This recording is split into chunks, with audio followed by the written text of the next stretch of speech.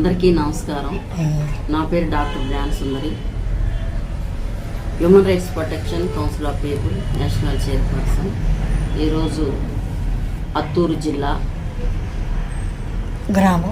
అత్తూరు గ్రామం సేలం జిల్లా తమిళనాడులో కన్న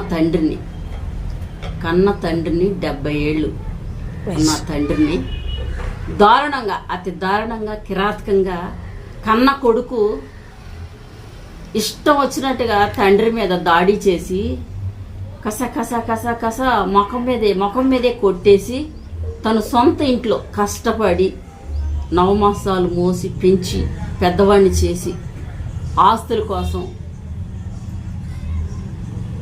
కోసం ఇంట్లో బయట అరుగు మీద కూడా కూర్చునే అర్హత లేదని కన్న కొడుకు అతి దారుణంగా తండ్రిని కొట్టి రక్తపు మడుగులో పడవేసి చంపేసిన దృశ్యాన్ని మనం చూస్తున్నాం.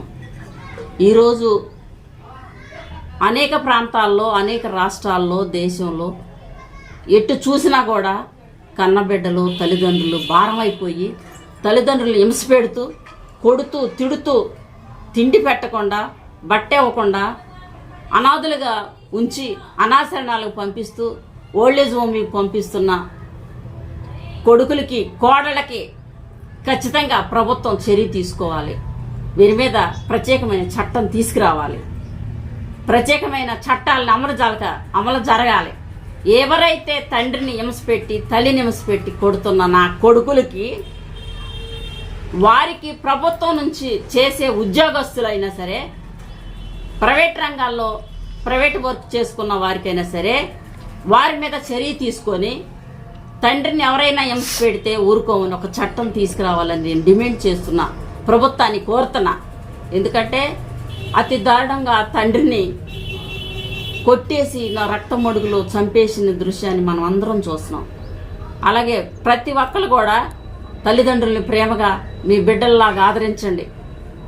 మిమ్మల్ని పస్తులు ఉంచి కారం తిని గజ్జి తాగి ఐఏఎస్, ఐపీఎస్, ఇంజనీరింగ్, డాక్టర్లు చేసి చదివించి మన కోసం అంత కష్టపడ్డ తల్లిదండ్రుల్ని ఈరోజు భారమైపోయి, బరువైపోయి, ఆస్తుల కోసం ప్రాణాలు తీసే మృగాల్ని, నరూప రాక్షసుల్ని ఇమీడియట్గా ప్రభుత్వాలు వెంటనే వారి మీద చర్య తీసుకొని వీరికి ప్రత్యేకమైన చట్టాన్ని తేవాలి.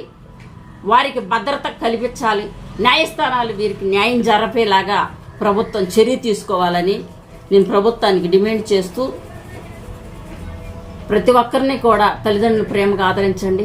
దయచేసి తల్లిదండ్రులను ఎవరు కొట్టి హింస పెట్టవద్దు. మిమ్మల్ని కని పెంచి చదివించినందుకు ఇచ్చే ప్రతిఫలము ఇదేనా? చంపటం, తండ్రిని తల్లిని చంపటం. ఈరోజు తండ్రి లేక తల్లి ఉంటుంది, తల్లి చనిపోతే తండ్రి ఉంటున్నాడు. వాళ్ళని ప్రేమగా చూడకుండా హింస పెడుతున్నారు. దయచేసి ఇలాంటివి చేయొద్దు. వారిని ప్రేమగా ఆదరించండి, వాళ్ళని ప్రేమగా చూడండి. ఓల్డేజ్ హోమ్లకు పంపించొద్దు.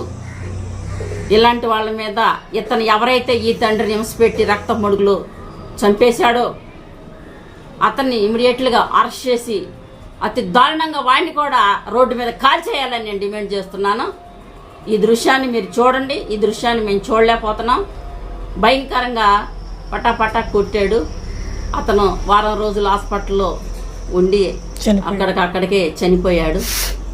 కాబట్టి మీరందరూ, ఈ ప్రభుత్వాలు మొత్తం కూడా గమనించి వీరికి ప్రత్యేకమైన చట్టాలు తీసుకొచ్చి వీరికి రక్షణ కల్పించి వారికి ఒక ఏర్పాటు చేయాలని, ఇలాంటి నా కొడుకులకు బుద్ధి చెప్పాలని, ప్రతి ఒక్కరు కూడా తల్లిదండ్రుల మీద చేయి చేసుకోకుండా ఈ అమానుషాన్ని, ఈ దుర్మార్గాన్ని ఆపాలని మీ అందరినీ కూడా ఈ ప్రభుత్వాన్ని కోరుకుంటూ, నా పేరు doctor Gnanasundari, human rights protection council of people national చైర్పర్సన్గా నేను మాట్లాడుతున్నాను. మీతో వాస్తవాలే నేను మీ ముందుంచాను. తమిళనాడు ప్రభుత్వం డిమాండ్ చేస్తూ, తమిళనాడు ప్రభుత్వం, తమిళనాడు సీఎం గారు, తమిళనాడు ఉన్న ప్రభుత్వం వెంటనే మీరు చర్య తీసుకొని వారిని వెంటనే మీరు కఠినమైన శిక్ష వేస్తారని, మీరు దీన్ని మాఫీ చేయాలని, దీన్ని వెలుగులోకి రాకుండా చూస్తున్న వెంటనే పోలీసు వారు, అక్కడున్న ప్రభుత్వం ఖచ్చితంగా అతని మీద చర్య తీసుకోవాలని డిమాండ్ చేస్తూ మీ అందరికీ జై భీములు తెలియజేస్తున్నాను. Thank you.